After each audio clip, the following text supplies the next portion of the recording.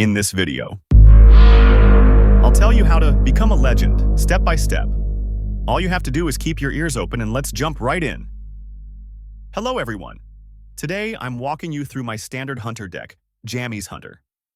This is not a traditional face deck. It's a mid-range beast list built around two main ideas: completing the quest, the food chain for a huge payoff, and using the side quest Storm the Gates to create a discounted custom zombies power turn. The deck plays for board, trades efficiently, and then converts that tempo into a decisive swing with quest rewards and big beasts. The overall plan is simple. Early on, you want to contest the board and start progressing your quests without sacrificing tempo. Mid-game, you chain beasts turn after turn to keep Kindred active, which turns several of your cards into removal or cost reduction. From there, you either win by maintaining board dominance, or you pivot into explosive payoff turns that overwhelm the opponent's answers. If the game goes long, you have a real finisher in Goldrinn, which can turn even a modest beast board into lethal damage very quickly.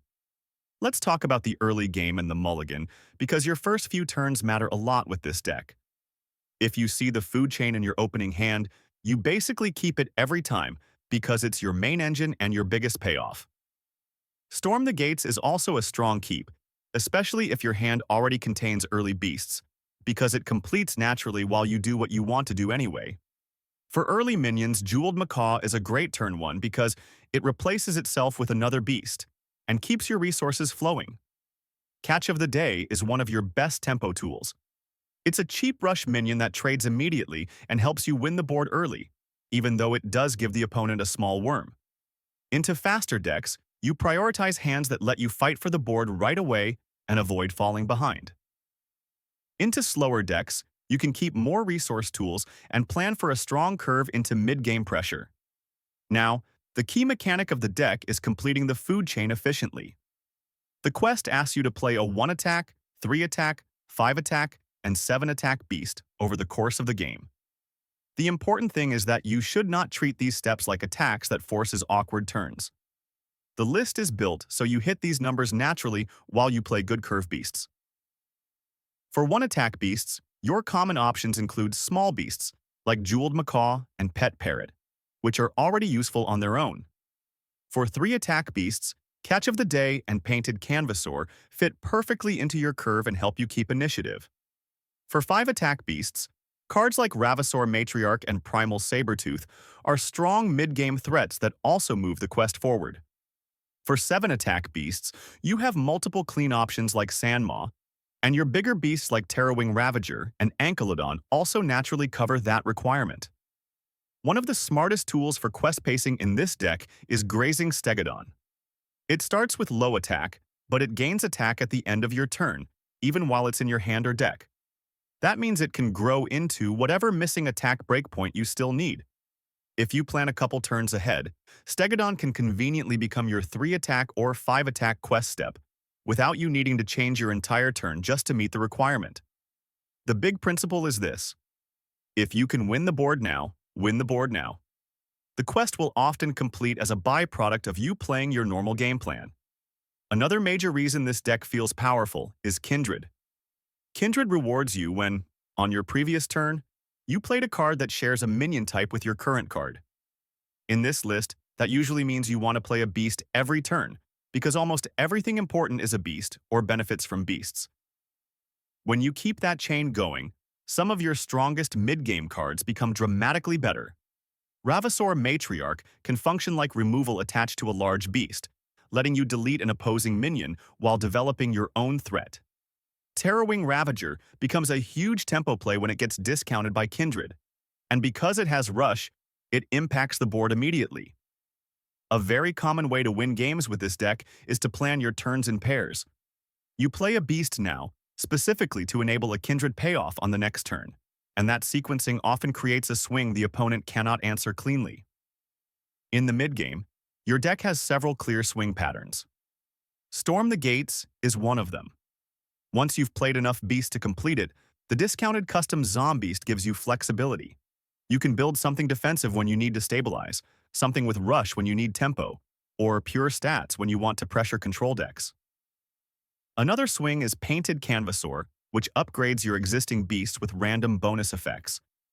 The best Canvasaur turns usually happen when you already have 2 or more beasts in play, because then you transform a normal board into a much harder to clear board. This is why you don't always want to slam Canvasaur on curve into an empty table if you can instead set up a higher impact buff turn. You also run Patchwork Pals, which gives you all 3 animal companions at a discount. That card smooths your curve and creates pressure, and it often helps you keep beasts flowing so your Kindred turns stay online. Youthful Brewmaster is the glue that makes your best cards happen more than once. You can bounce Painted Canvasaur to buff your board again, bounce Fire Plume Phoenix to get additional removal, or bounce an important beast to deny the opponent an efficient kill and force them to answer it again. In slower matchups, Brewmaster makes your deck feel like it has more threats than it should, because you effectively reuse your highest impact battle cries. When you complete the food chain, you get a payoff that can immediately swing tempo and also give you additional fuel for the next turns. In practice, completing the quest usually means you stabilize or take the board back, and then you immediately follow up with more pressure before the opponent can fully reset. This is how you beat slower decks that rely on a limited number of major removals.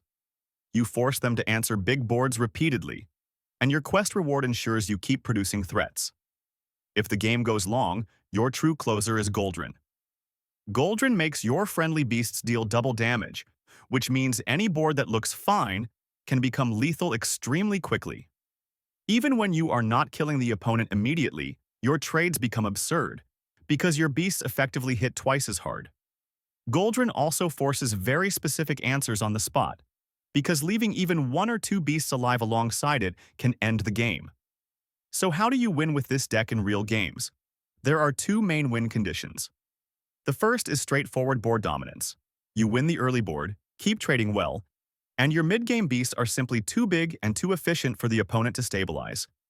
The second win condition is the explosive payoff turn.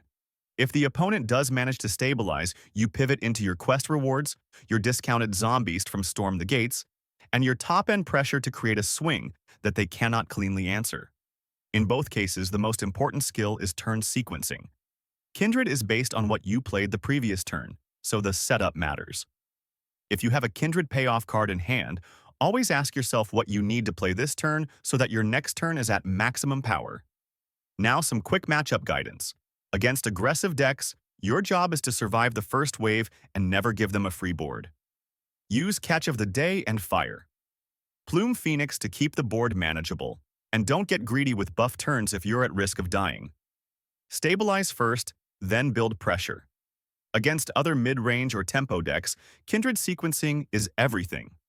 A discounted Terrawing Ravager or a strong Ravasaur Matriarch swing often decides the board, so plan your turns in pairs and keep your beast chain active.